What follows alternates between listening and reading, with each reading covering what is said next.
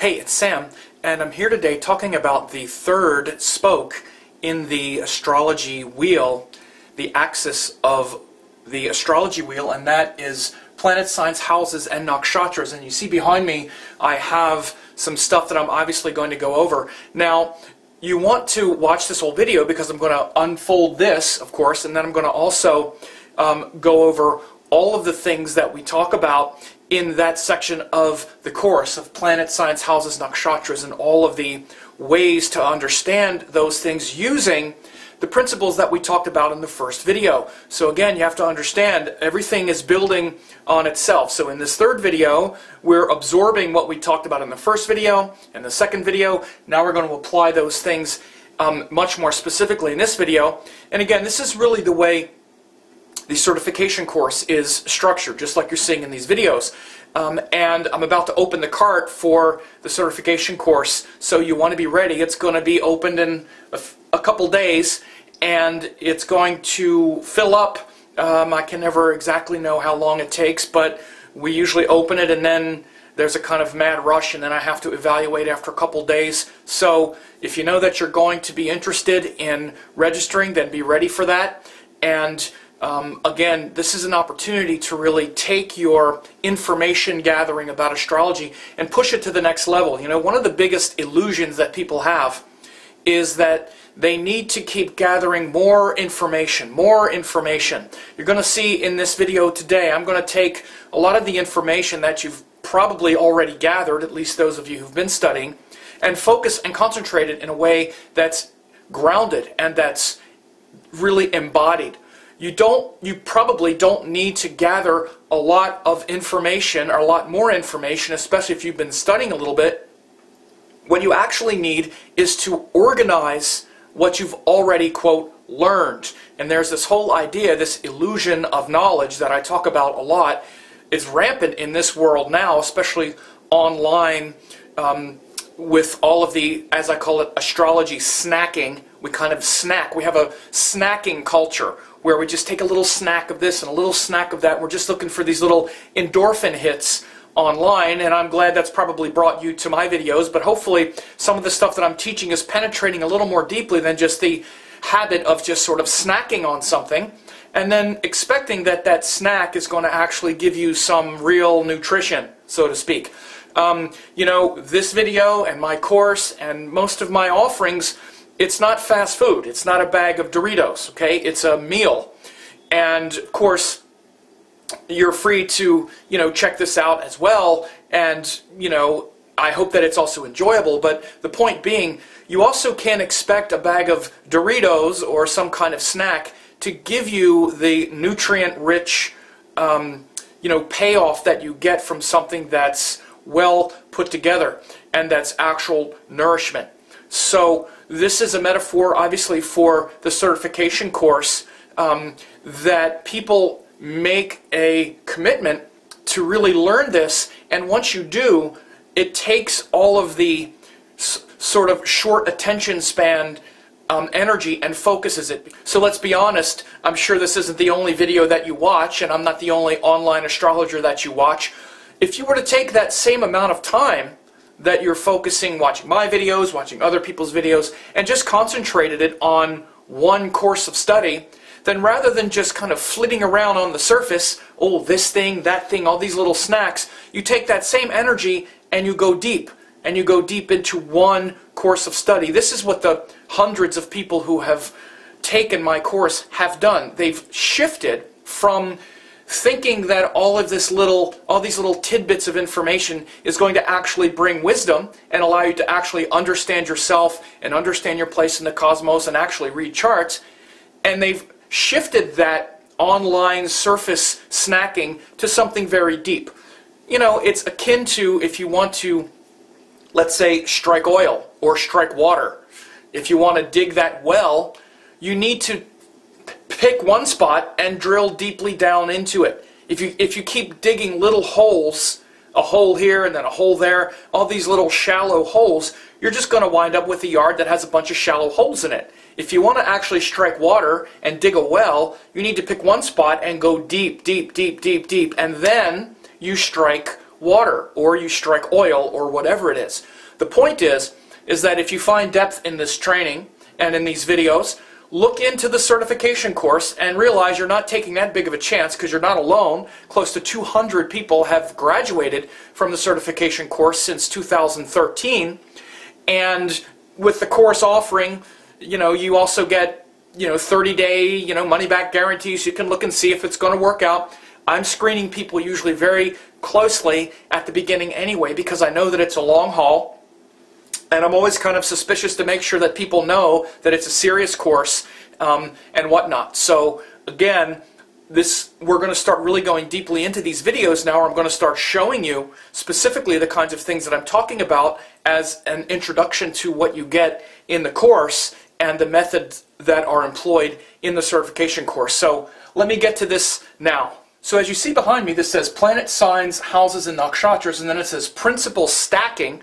And then it says Tamas Raja Sattva, then it says Mars, and it has these categories. So this is a kind of matrix through which we learn anyway. This is how we learn almost anything. If you remember back in the first video, I talked about the way we learn things is first through principles. Principles are the laws that we need to honor. Then principles filter down into techniques and methods, but if the techniques and methods aren't connected to principles, then the techniques and methods are flawed. So the first thing is to first understand the principles. We talked about that in the last video when we talked about the gunas, the elements, the purusharthas, karma and dharma. These are big principles that govern life itself, not just astrology. And that's how you can tell you're dealing with a principle. Because a principle is what governs things beyond just the method and beyond just the application. Like, for instance, gravity is a principle. Distance is a principle if you're doing something on Earth.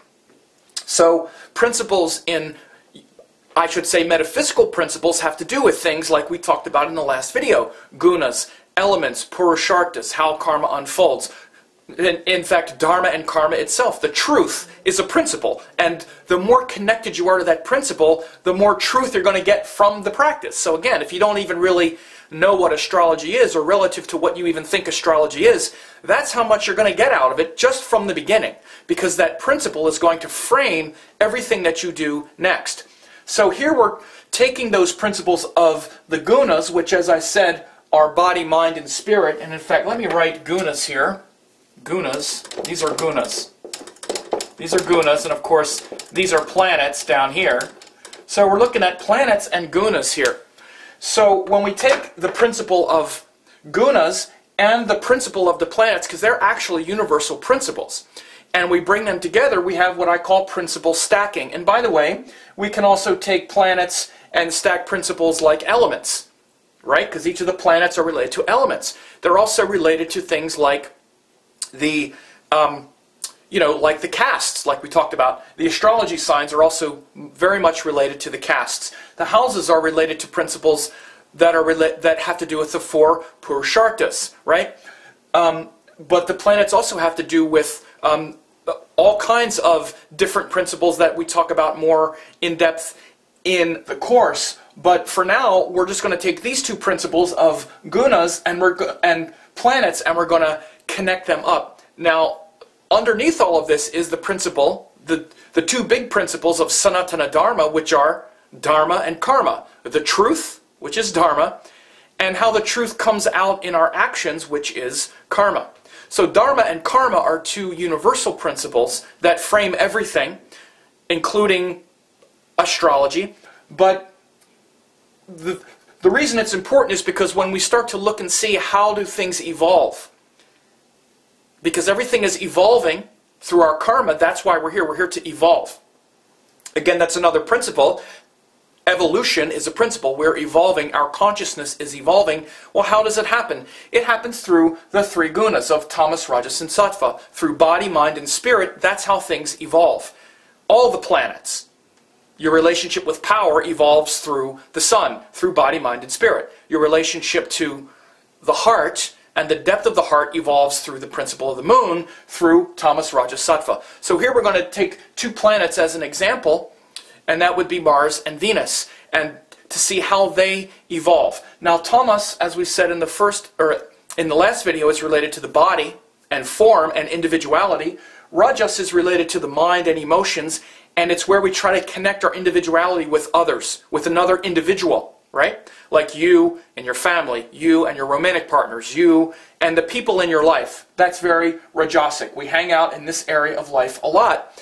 And then Sattva is not just about you and those people in your life, but it's about the universe, higher virtues, things just beyond you and the family and you and the friends and you and the relationship, but it's your connection with the cosmos, with universal forces and energies. That's really how we can understand Sattva as well. So when we take the principle of Mars, which is well known as the planet of individuality, the courage to get where we're going, the willingness and tendency to fight for what we want, and we apply the body, mind, spirit quality to it, and our relationship with ourself, others, and the cosmos, we see that Mars, in a darkened tamasic expression, when it's filtered through just our own mind and our own situation, has to do with anger, even violence. When Mars is just, kept to ourself, it can lead to anger and violence. Anger is tamasic. We're not thinking clearly when we're angry. When you take Mars and the Rajasic guna, you get into a lot of strong opinions, and that leads you into arguing. Again, remember, Rajas is with others. That's the easiest way to remember Rajas. And again, you can say, well, anger and violence, that can also be related to others. But when there's anger and violence, we're more encased. We're not open. So the in-between stage with Mars is where we have a lot of strong opinions and where we're ready to argue and defend those opinions, right?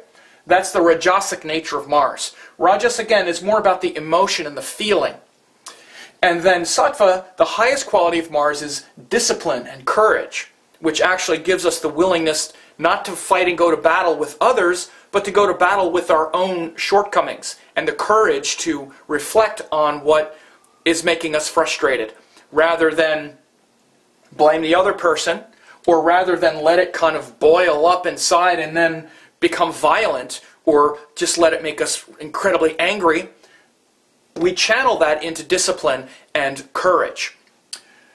If we take another planet, Venus, and we again use the same kind of body, mind, spirit, it's very easy to understand, because Venus is a planet of pleasure and happiness. Tamas literally is related to the body. So our own pleasure, my pleasure, is related to hedonism and indulgence. If I'm only interested in my pleasure, then Venus becomes very sort of hedonistic and indulgent. Then in the very average way, and in the emotional way, and as it relates to other people, Venus is where we seek worldly happiness, usually with others.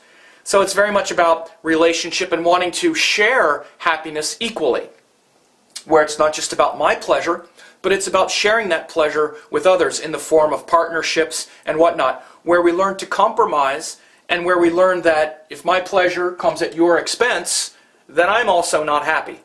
So this is how Venus evolves. This is the evolution of these energies. And then eventually, once we learn how to share our happiness with one person, which is usually how we need to learn it first, once we learn that it's not all about my pleasure, it's about sharing, then we learn the secret that we can share it with all people and all things, and where we find happiness in all things. Or, as my guru Amachi says, where we find happiness for no reason. So we are here to be happy, but we're here to not place conditions on it. So my guru Amma always says, happiness is a choice. You can always choose to be happy. No matter what comes my way, I'm going to choose to be happy. And that's a sattvic nature of Venus in its highest, most fulfilled expression. Now there's a couple very interesting things with the gunas. Each one of the planets, of course, they can operate through the matrix of body, mind, and spirit, for sure, in this way, but the planets also actually rule the gunas. The planets rule everything.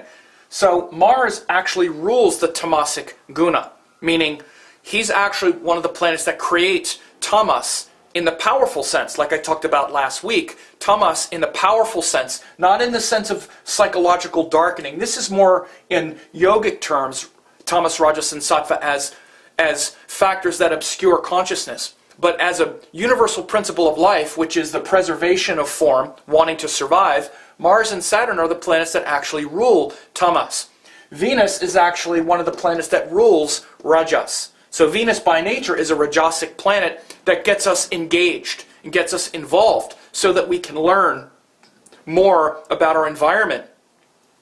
But the thing to understand, especially as it relates to ourself and others and then the world at large, is what we're supposed to do with each one of these planets is act in accordance with its guna. So what I mean to say is that Mars and Saturn energies are energies that we're actually supposed to keep to ourselves. So our fear and our anger, and especially those more difficult qualities of Mars and Saturn, are supposed to be kept to ourselves. When we keep Mars energy to ourselves, it becomes discipline. You see? When we keep it to ourselves, it becomes discipline. When we kind of share it with others, it becomes opinions and we argue over it. Because it's hard to hang on to all that frustration and anger. We want to dump it on somebody else, but we're supposed to keep it to ourselves. Just like with Saturn energy, Saturn is about our fears and maybe our capacity to control situations. When we keep that to ourselves, we wind up controlling ourselves. Not trying to control someone else or control a situation because we're afraid. When we keep Mars energy to ourselves, rather than forming these strong opinions about what you did wrong, I have the courage to reflect on what I did wrong. And this leads to true strength, because Mars is the karaka, or the indicator of strength.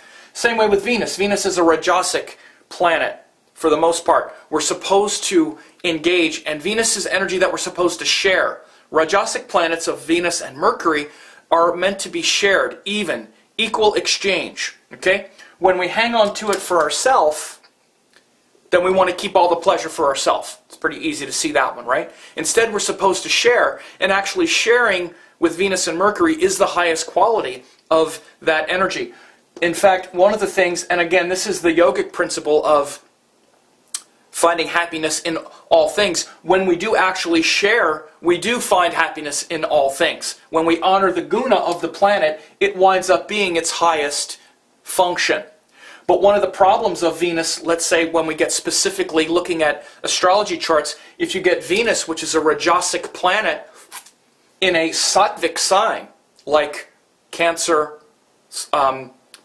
even Pisces, Sagittarius, or Leo, what tends to happen is we stop sharing so much and we can either sort of tune out, or we get into a situation where we're not as grounded and connected to individuals and connected to people. We can become very sort of judgmental or all kinds of other things. So the planet and its guna and its relationship of the guna of the planet with the sign guna, because signs also have gunas, are very important. So this is also a very deep thing to ponder, and these are the kinds of things that we unravel in the certification course for months. These are the things where, when I look at someone's chart, I can read their mind, I know their motivations, and I can see their inner conflicts based on the integrity of these things I'm talking about now. So this is a very deep way to stack these principles on top of each other. So we don't just say, okay, well, there are gunas and there's this, and then we move on and we never use it again, which often happens in, when you start to learn astrology. A teacher will tell you that, but then they don't actually use it. Well, this is the foundation of everything. Every planet is broken down as, every planet, sign, house are broken down along these universal principles. I just showed you 2 of them here with 2 of the planets. Of course, all 9 planets have this matrix. They also have the principle of elements and karma and evolution and purusharthas and the other things that I talked about. So, very important matrix and framework. So now I'm going to go over that entire outline for you and show you how a lot of these things work specific to each planet, sign, and house and nakshatra in the certification course. Okay, so now I'm going to get into this mind map that we have here, and I'm going to be talking about the planets, houses, signs, nakshatras, and referring to them relative to these principles. And I'm just going to use the guna principle today when I talk about these different parts of the astrology matrix. But we're going to talk about the planets first, which are the givers of wisdom. They're actually related to the Sattvic guna. As you remember, Lord Vishnu said that the planets were the incarnations of Lord Vishnu, the form of Lord Vishnu. And then the signs, which are the feeling of the planets, they're actually related to the Rajasic nature, because there are 12 signs, masculine and feminine nature of each one of the planets. And then the houses are related to the karmas, or the actual forms of our karma based on the ascendant. They also have to do with the four purusharthas of Dharma, Artha, Kama, Moksha, and shows our actions evolving very literally. And then the nakshatras are the spiritual and cosmic potential. They're connected to the Vedic deities. And then they also show the specific triggering of karmas in the dasha cycle. And they also show a lot of subtle attributes in our mind and our spiritual potential. And then they're very rich in symbology. And then we also have the nodes, which are the eclipse points that show a sort of divine confusion and genius that we're trying to unravel.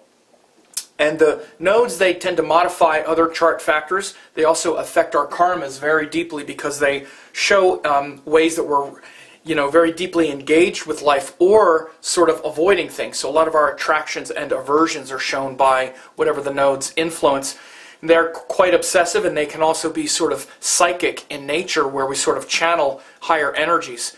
So in this video, I'm going to first talk about all the planets relative to this evolution of consciousness through the three gunas, like I have behind me here. And first we start with the sun.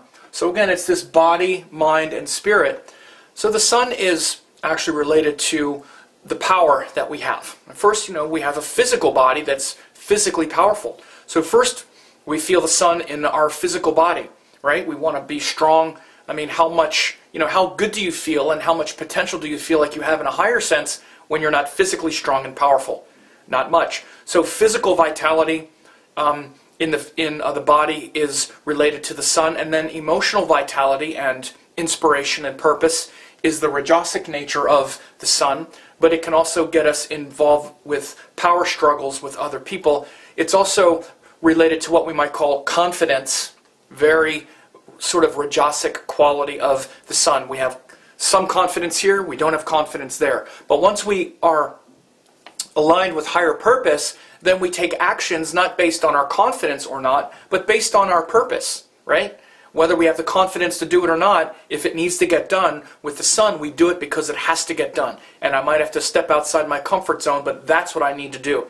So the higher quality of the sun is actually sattvic, and we evolve the sun energy through physical strength to sort of competition and this kind of wavering confidence to an inspired course of action that's not just based on our personality and ego and power struggles and confidence.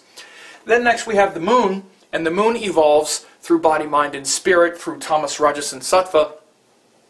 First, the moon is how we feel, and it's our sense of peace, and it's our sense of connection to ourself and to all others. It's literally that opening, that feeling that we have. And when it's more in a tamasic state, we're sort of disconnected from our heart, disconnected from feeling. We're kind of shut down emotionally and psychologically, where we're just kind of stunted. We're like not even aware of our feelings and our emotional process. Then the Rajasic nature of the moon is actually the emotions, back and forth, the waves on the surface of the ocean, has a lot to do with Rajas. And then the Sattvic quality of the moon is the depth of feeling and love in our heart. That's much deeper than just the emotions, much deeper than the surface of the waves. Surface of the ocean is the depth of the heart and the depth of the emotions. So again, from being disconnected to our heart to just being very emotional to being, deeply embodied, and in that pure love of the heart is the evolutionary process of the gunas through the moon. We already talked about the Mars, which in its most darkened state is, anger and violence, to its Rajasic state where we get into arguments and we have like a lot of opinions, to its Sattvic state, which is discipline and courage, where we focus that heat and that frustration onto ourself, and we own up to it. And then Mercury, the evolution of Mercury through the gunas. First of all, when it's dark, we're sort of confused about what things mean. Confused about wasting our time and frittering away our energy on things that are not really beneficial, that aren't really taking us to a higher place. When it's Rajasic, it's just a lot of energy and activity. Oh, by the way, one of the things with the Tamasic Mercury could be lying as well, or being deceptive with language, right? Sort of misleading and trying to coerce through language is also Tamasic Mercury. Rajasic is just kind of playfully not getting anywhere. For instance, a lot of that internet snacking, that internet video snacking, is a lot of Rajasic Mercury in that, where we're not really getting the good message. We're thinking that just by playing and just kind of snacking on data and snacking on information that we're going to actually get a good answer at some point, and we're not, right? So the highest quality of Mercury is actually really being dedicated and thoughtful, and noticing and recognizing our own patterns, and especially our own mistakes, and then adjusting to them and getting the right message from what the world is telling us. Because we're always interpreting things. We're always interpreting the message in our head. Or I should say there's a message in our head that's always interpreting our life. And that's what Mercury is. When it's powerful, then the message is correct. And when it's not, it gets more and more dark. So that habit of like internet snacking on videos without getting a lot of comprehension is a problem of Mercury, and it actually leads to the next planet of Jupiter, which is where we sort of step into the Jupiter realm, because Mercury gathers a lot of information, but then Jupiter wants to find meaning with that information, and how much meaning is in it, and how much our lives have meaning. When Jupiter is very dark, we don't have a lot of meaning, and our meaning is something that's not so meaningful, ultimately, that doesn't inspire us. And people derive meaning in all kinds of ways. Like, for instance, the meaning of life is to just, get a lot of money. I mean, this is what a lot of people, if you don't have a higher purpose, your meaning is like, well, I don't know. I'm just supposed to get a job and have a family, and that's, I guess, what it's for. We don't even question the higher purpose. We just try to keep living, and the meaning is to try not to die or something. Think about it. Where there is no quest for higher knowledge. It's just like, I don't know, where we're ignorant. Then the average meaning, the Rajasic meaning, is to just enjoy life. Again, Rajas is a lot about the world and a lot about enjoyment and other people. So it's like, well, he who gets the most toys wins. I'm here to have fun and enjoy life. We're all here just to enjoy life. And come on, don't make me think too much. Oh, don't be so heavy. And right, this kind of not really taking life seriously and being inspired. Because the higher quality of life is we're all trying to find a higher purpose. We all have a philosophy. It's basically, what is it? And how much are we willing to really sacrifice for it? And how inspiring is it really to us? So the highest Jupiter is something that's authentically inspired. And again, you see a lot of Mercury and Jupiter hanging out with astrology students. And again, those who, instead of just kind of snacking, let's say, on videos and whatnot, they start to recognize, wow, what this person is communicating is much deeper, and it really inspires me. I really want to know more. So now I want to go deeper into it. So this is how Mercury and Jupiter evolve from just information gathering, which doesn't really lead to any higher purpose, to actually, gathering the right information, recognizing that, wow, what this guy's saying is much more informed than what that one is saying. And I want to know more. And then being inspired by it, and then getting on that course. Because a powerful Jupiter sets us on a trajectory where we want to keep pursuing that, because it brings higher meaning and purpose into our life. Or not. Or we live without meaning and purpose. And then we're like, oh, I don't know what I want to do. I don't know why I'm here. I don't know. That's not a good place to be in. And when Jupiter's weak, that's what happens. Venus, we already talked about, that evolution of happiness and pleasure through the physical body, through ourself, and then sharing it with others. wanting to share it with our immediate family, and then like romantic partners, and then evolving that towards something that's universal, not just about ourselves. And then Saturn comes after Venus, actually, which shows the need to adhere to limits, boundaries, time. These are big limits and structures that we need to adhere to. And so Saturn comes and puts a limit on that.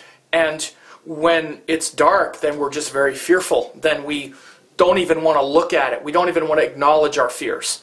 I teach at conferences, and sometimes I'll, when I talk about Saturn, it's like, the awareness that, like, you're going to die, and everyone you know is going to die. And people are like, oh, God, that's not so, ugh. Like, what? It's the truth, right? I have a powerful Saturn. So that's a very good place to start with understanding life. And if people can't face that, or they're trying to avoid it, Tamasic Saturn has that quality, when we don't even want to think about it. Rajasic Saturn is, we're aware of this, and then we're trying to, like, control situations, or we're just kind of stressed out and anxious and worried about life circumstances. Again, Rajas is very much the nature of the world. All the activity of the world, all the people, worrying about our family, worrying about this one. Once we become aware of that, we can become quite worried.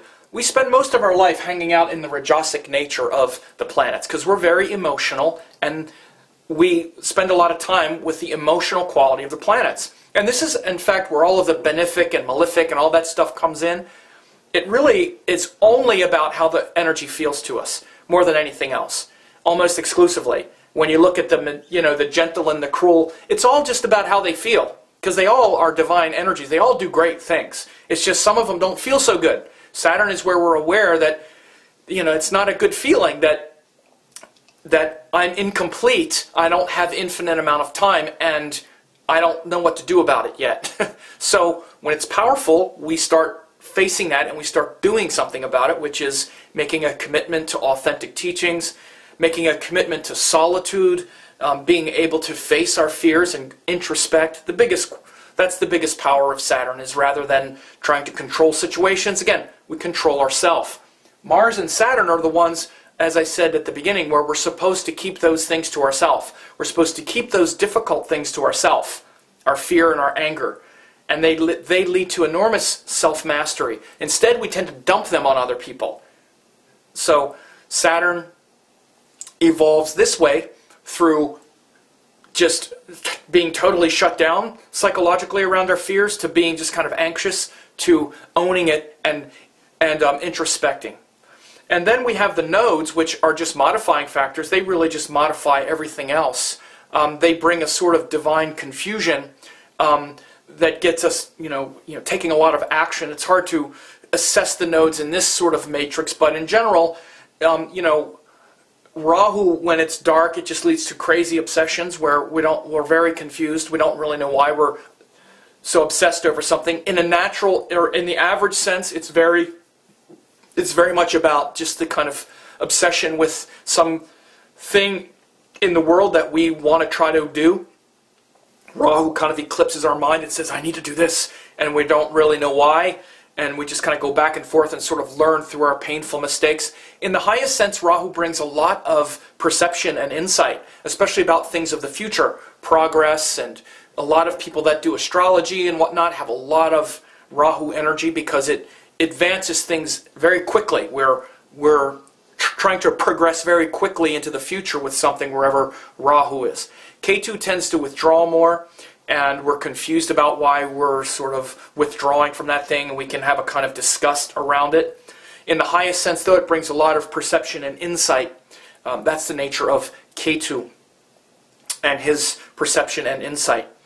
Then, when we look at the signs, the feeling of the planets, they also, the 12 signs also have different gunas, like I talked about at the first part.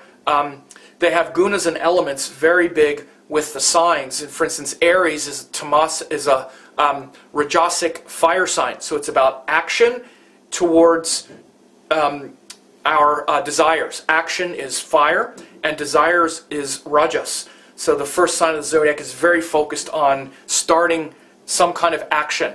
And then Taurus is Rajas, earth. So it's a Rajasic earth sign. So it's very active about stabilizing things.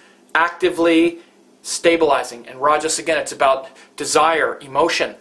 Then Gemini, another Rajasic sign, but it's Rajasic air, which is a lot of thoughts. So notice the first three signs are Rajasic. Like I said, the world is Rajasic, very Rajasic. And so the Rajasic air sign of Gemini has a lot of thoughts, right? A lot of thoughts moving and a lot of speech. You're looking at a Gemini here. That's why I can, speak a lot of words very quickly. I also have several other planets in Gemini, so I'm a good embodiment of Gemini. And then Cancer is the first non-Rajasic sign, and it's Sattvic, and it's water. So Sattvic water, which is purity of feeling, pure feeling. This is the nature of the moon. It's different, and it's the kind of relationships that have to do with a purity of feeling, where there's no interchange, where you just want to give love, and you just want to give, love and support because it feels good to just love. We are love, and Sattvic Cancer is an embodiment of that. Then we have Leo, Sattvic fire. So again, Sattvic fire. Now we had Aries, which is Rajasic fire, which is actions filled with desire. Right? Leo is actions filled with purity. So you start lining up these concepts. Okay, fire is action, and Sattva is pure. So pure action, purity of action, where our actions are aligned with a pure good cause that's bigger than ourself. Like I said with Sattva, bigger than ourself, right? Feelings that are bigger than ourself. That was Cancer. There are other kinds of feelings too, because we also have a Tamasic water sign. So again, you start putting guna and element together. That's the first matrix of the sign. So important, right?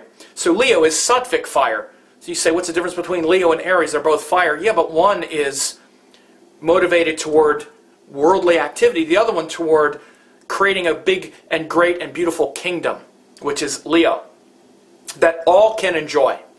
And then we have the first Tamasic sign, Virgo, which is earth, so Tamasic earth. So again, Tamas is about protection, maintaining form, maintaining our survival so we don't die. This is the motivation of Tamas underneath it all. And so you say, well, Virgo, it's Tamasic earth. Earth is about detail, structure, and so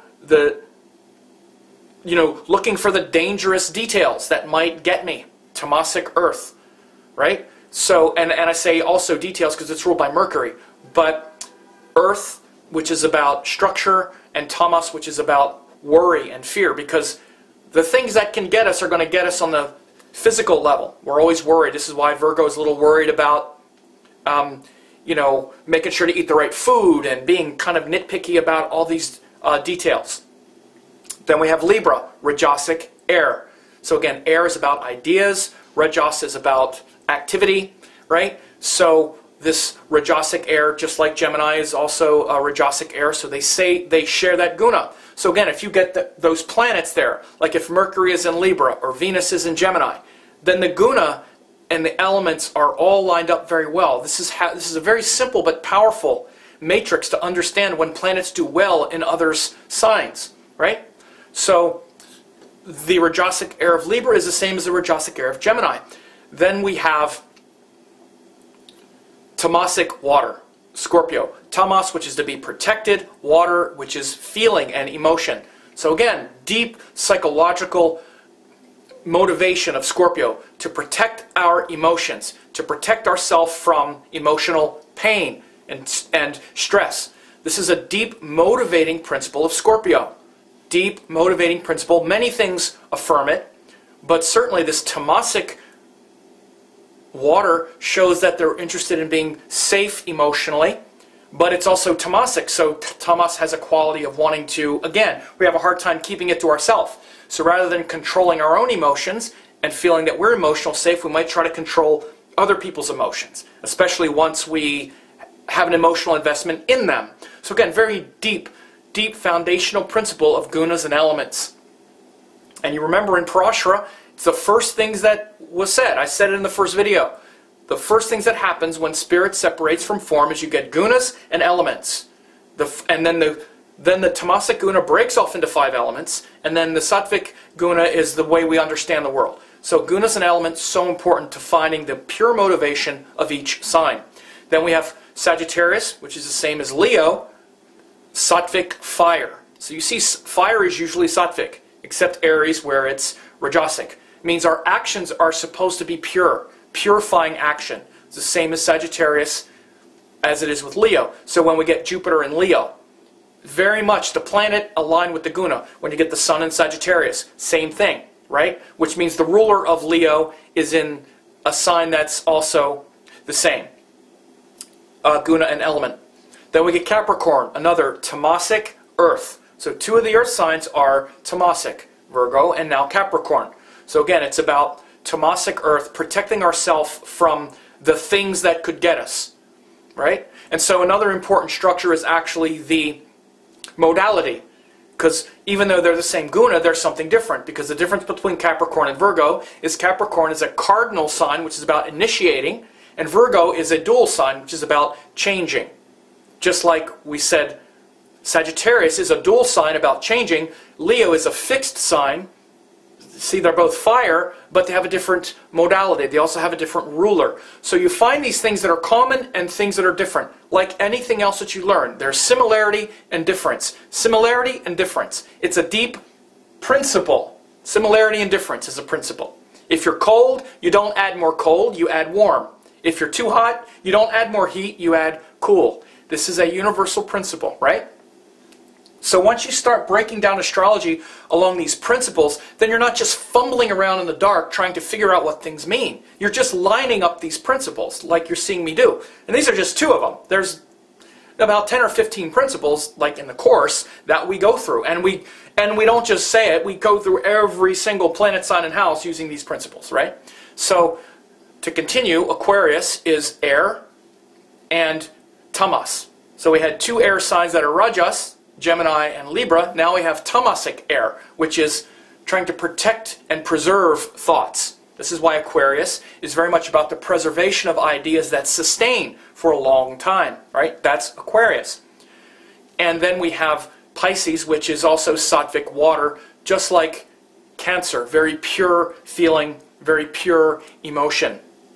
So that's a kind of rundown of these two qualities of planet signs and houses. I'm going to have to do another video. I'm going to do number 3 version B, because I don't want this video to be an hour long and I want to make sure to have enough time. So in the next video I'm going to go over the houses and the nakshatras, also using this matrix. But what I also want to make sure you know is to keep your eyes open for the cart opening so that you can register, because the course, you'll be able to register for the course in the next few days, and I want you to be alerted to that. Leave me some comments about this video if it helped you. Stacking these principles, very, very important. And again, you're just seeing me go over a couple things here in, half an hour or so. You see how deep it is. And, imagine if we do 5 or 6 of these principles and they're different principles. Planets have some that other ones don't. Like the signs have several principles. They also have the feet. They also have the size. Some are quadrupeds, some are large and small, and all other kinds of things. These are all universal structures that show you how the signs work, how the planets work. The houses have different things. Nakshatras have all these different principles as well. So once you understand the principles, then you just plug the different attributes in, and your interpretations just flow naturally. This is the way to do astrology really well, and this is why when people comment on videos and they say, well, it's exalted, what does that mean? Or, well, but it's exalted, so that's good. And I just kind of chafe at it. It's just this sort of simplistic way to try to pull something out that's just a judgment. To say, well, it's good, right? And again, it's just useless, frankly. It's useless. Because even when I describe exalted planets, I don't even say it usually. I describe the nature of the planet in the sign using the things I'm telling you right now. Debilitated Mars, it's debilitated in Cancer, not just because I've memorized it. It's useless to memorize it. It's poignant to interpret it. Why is Mars debilitated in Cancer? Well, because then you have this quality of Mars in the sign that's very emotional. So that's what you describe. And you take the qualities of the gunas and the elements and all, and then you're actually interpreting it and bringing it to life, not putting some simplistic label on it that doesn't benefit anybody. It just turns into this judgment that you certainly can't say that kind of stuff to clients over and over again, even though you're used to hearing it. and having astrologers just judge your chart. Oh, that's bad, but it's not too bad, but wait, the good thing will come. Nobody wants to hear any of that stuff. It's not helpful. So anyway, this is what we unravel in the course, and I hope you've gotten a certain flavor of that in this video. So I hope you got something good from this video, and look for the next one on planet signs, houses, and nakshatras part 2, where I go over the rest.